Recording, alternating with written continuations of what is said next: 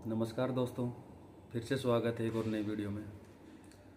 तो भाई आज बात करेंगे कि डेयरी फार्मिंग शुरुआत करने के लिए पहला कदम क्या होना चाहिए।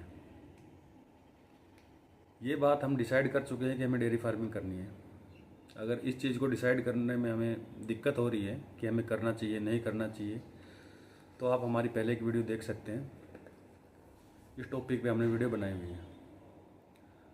आज बात करेंगे कि जो डेयरी फार्मिंग करने के लिए हम प्लानिंग करते हैं, तो प्लानिंग करने के लिए हमें किन किन बातों का ध्यान रखना है। 4 चीज़ें हैं जिनको अगर आप ध्यान में रखोगे तो आप डेयरी फार्मिंग करने के लिए या अपना नया डेयरी फार्म खोलने के लिए आपको बहुत सहूलियत होगी। आप आसानी से उन चीज़ों को कर पाओगे। आपको ये डिसाइड करने में मदद मिलेगी कि हमें किस तरह से प्लानिंग करनी है। तो ये 4 चीज़ें कौन सी हैं? 4 पॉइंट है: कहाँ, किसका, किस लिए और कैसा। कहाँ यानी हमें डेयरी फार्म खोलना कहाँ पे है, शहर में कि गांव में, हमारे पास कितनी ज़मीन है, 2 पशुओं के लिए है कि ज़्यादा पशुओं के लिए हमारे पास ज़मीन है। किसका यानी हमें गाय का डेयरी फार्म करना है कि बफेलोज का डेयरी फार्म करना है। कैसा कैसा कि हमने जो डेयरी फार्म शुरुआत की है वो बेसिक से करेंगे, छोटे डेयरी फार्म से करेंगे, कि शुरुआत में ही हम मॉडर्न डेयरी फार्म की ओर जाएंगे। लास्ट पॉइंट है किस लिए। जो डेयरी फार्मिंग के मॉडल होते हैं वो 2 टाइप के होते हैं। एक तो मिल्क प्रोडक्शन के लिए और दूसरा होता है ब्रीडिंग के लिए। तो उनमें से हम कौन सा मॉडल चूज करते हैं।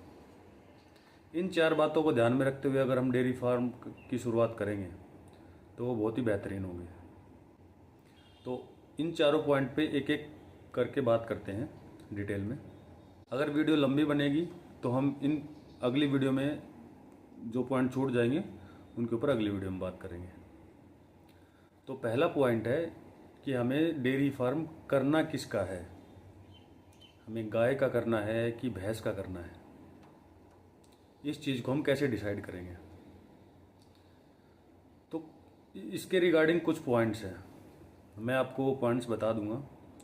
उन सब पॉइंट्स को देख के आप खुद डिसाइड कर लेना कि आपको किसका करना चाहिए। तो गाय और भैंस में बहुत सारी बातों का अंतर होता है। दोनों की फार्म खोलने में भी बहुत सारी बातों का अंतर होता है। आइए उन सब पॉइंटों पे एक एक करके बात करते हैं। तो सबसे पहले बात है कि बजट। गाय कम कॉस्ट में आती है, भैंस ज़्यादा कॉस्ट में आती है। आपको ज़्यादा प्राइस पे करना पड़ेगा भैंस खरीदने के लिए, गाय खरीदने के लिए आपको कम प्राइस पे करना पड़ेगा। गाय की जो साइकिल होती है प्रेगनेंसी से लेकर डिलीवरी तक की, वो 9 मंथ की होती है। भैंस की 10 मंथ की होती है। तो भैंस की साइकिल 1 मंथ एक्स्ट्रा होती है। ये चीज़ें आपको ध्यान में रखनी है। इसके अलावा जो सबसे मुख्य और अहम बात है वो है आप जिस भी एरिया में बिलोंग करते हो, जहाँ से भी आप बिलोंग करते हो, वहाँ पे किस चीज़ की दूध की डिमांड ज़्यादा है, या अगर आप ब्रीडिंग करना चाहते हो तो वहाँ आसपास किस चीज़ के फार्म ज़्यादा हैं। ये चीज़ बहुत अहम है। अगर आप इस चीज़ को ध्यान में रखते हुए डेयरी फार्म खोलेंगे तभी आप प्रॉफिट में जा पाएंगे। मान लीजिए आपने डेयरी फार्म खोल लिया गाय का, लेकिन आपके एरिया में गाय के दूध की डिमांड ही नहीं है, लोग गाय का दूध पीना पसंद ही नहीं करते, तो आपका दूध मिल्क बिकेगा नहीं तो आपको प्रॉफिट नहीं होगा।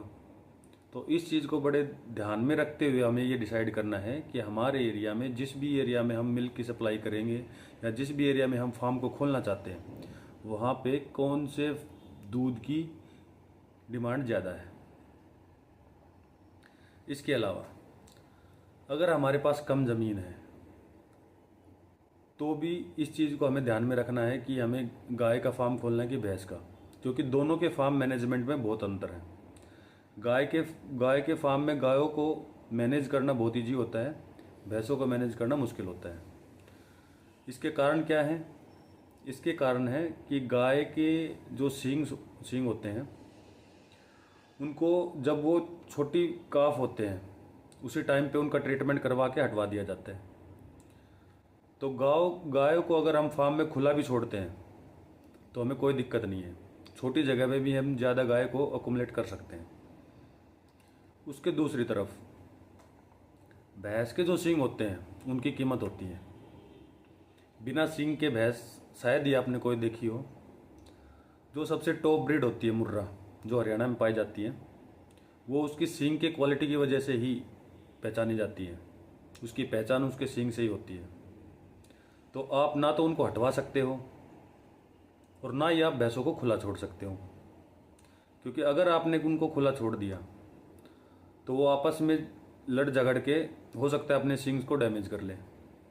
जैसे उनके सिंग्स डैमेज होंगे उनके प्राइस में गिरावट आ जाएगी, आपको उनको बेचने में दिक्कत होगी, या तो वो परमानेंट आपको अपने फार्म पे रखनी पड़ेगी। अगर आप उसको सेल करना चाहोगे तो उसकी कीमत डाउन हो जाएगी। इसके अलावा जो गाय की इम्यूनिटी होती है वो वीक होती है। गायों में बीमारियां बहुत जल्दी आती हैं, उसके मुकाबले में भैंसों में इम्यूनिटी पावर होती है वो ज़्यादा होती है, उनमें बीमारी जल्दी से नहीं आती। थनेला या और भी कोई बीमारियां हैं वो गायों में ज़्यादा देखने को मिलेगी, या जो हाई यील्ड एनिमल है जो दूध की कैपेसिटी बहुत ज़्यादा रखते हैं उनमें ये दिक्कत बहुत ज़्यादा देखने को मिलती है। और गाय दूध का प्रोडक्शन बहुत ज़्यादा करती है। आज के दिन अगर आप एचएफ, जर्सी या और दूसरी गायों की तरफ जाते हैं तो उनका milk production 40 litre, 50 litre, 60 litre तक आराम से मिल जाएगा आपको, जो पर डे का प्रोडक्शन है। भैंस में इतना दूध का प्रोडक्शन नहीं होता। नॉर्मली अगर आप देखेंगे तो 20 से लेकर 25 के बीच में आपको मिल जाएंगे आसानी से भैंसें। इसके अलावा सबसे मुख्य बात एक और है जिसको ध्यान में रखते हुए आपको फार्म को खोलना चाहिए। वो है कि जो भी गाय का मेल काफ होगा उस मेल काफ का आप क्या करोगे, ये चीज़ें आपको शुरुआत में सोचनी है। मेल काफ, गाय के मेल काफ को सेल करना भी मुश्किल है, और आप उसको खुला भी नहीं छोड़ सकते, और आप उसका यूज भी नहीं कर सकते ज़्यादा। जब तक कि आप ब्रीडिंग के लिए उसको तैयार ना करोगे तब तक आप उसके अलावा आप कोई यूज नहीं कर सकते।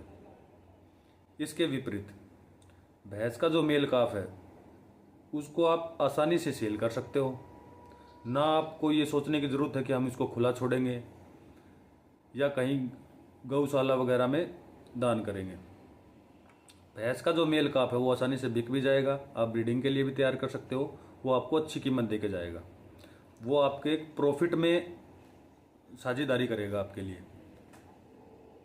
इसी प्रकार से जब गाय ओल्ड एज हो जाएंगी, बूढ़ी हो गई, दूध देना बंद कर दिया, या किसी बीमारी के कारण रिपीटर हो गई, रिपीटर के बाद में आपके वो किसी काम की नहीं, तो आप जब उसको सेल करना चाहोगे तो गायों को सेल करना, जो दूध नहीं देती और रिपीटर हो गई, उनको सेल करना बहुत मुश्किल काम है, कोई नहीं खरीदता उनको। इसके अलावा दूसरी साइड में अगर हम देखें भैंसों की तरफ, भैंस अगर रिपीटर हो गई, दूध भी नहीं देती है, तो भी आप उसको सेल कर सकते हो। एटलीस्ट अपनी प्राइस का 30 to 40% वो आपको दे के जाएगी मिनिमम। तो ये समस्या आपको ज़रूर आएगी अगर आप गाय का फार्म खोलोगे तो इस चीज़ को ज़रूर ध्यान में रखना है कि हमें प्रॉफिट किस चीज़ में ज़्यादा है, किस चीज़ में कम है, किसको मैनेज करना भी आसान है, किसको मैनेज करना मुश्किल है। इन सब बातों को आप खुद से सोच के ये डिसाइड करना कि हमें किस चीज़ का फार्म खोलना चाहिए। इसके अलावा गाय का अगर मिल्क की बात करें, गाय का जो मिल्क होता है वो लो फैट मिल्क होता है। लो फैट मिल्क होने के कारण उसका प्राइस भी डाउन रहता है। दूसरी तरफ भैंस का जो मिल्क होता है वो हाई फैट मिल्क होता है। हाई फैट मिल्क होने के कारण उसका प्राइस ज़्यादा रहता है। तो भैंस के दूध का जो आपको प्राइस है वो ज़्यादा मिलेगा, लेकिन प्रोडक्शन दूध का कम रहेगा। गाय का दूध का प्रोडक्शन ज़्यादा रहेगा लेकिन प्राइस आपको कम मिलेगा। तो इन सब बातों को ध्यान में रख के अगर आप फार्म को खोलेंगे तो आपको फार्म खोलने में सहूलियत होगी। आप आसानी से ये डिसाइड कर पाओगे कि हमें शुरुआत कैसे करनी है। तो वीडियो ज़्यादा लंबी ना हो इसके लिए सिर्फ आज इस वीडियो में इसी पॉइंट पे बात की है। बाकी जो पॉइंट्स हैं उनके ऊपर हम अगली वीडियो में बात करेंगे। तब तक के लिए धन्यवाद। अगर आपको हमारी वीडियो अच्छी लगती है तो उन्हें लाइक कीजिए, कमेंट कीजिए, ज़्यादा से ज़्यादा शेयर कीजिए। हमारे चैनल को सब्सक्राइब कीजिए, बेल आइकन को प्रेस कीजिए ताकि हमारे वीडियो की नोटिफिकेशन आप तक जल्दी से जल्दी पहुंच सके। धन्यवाद।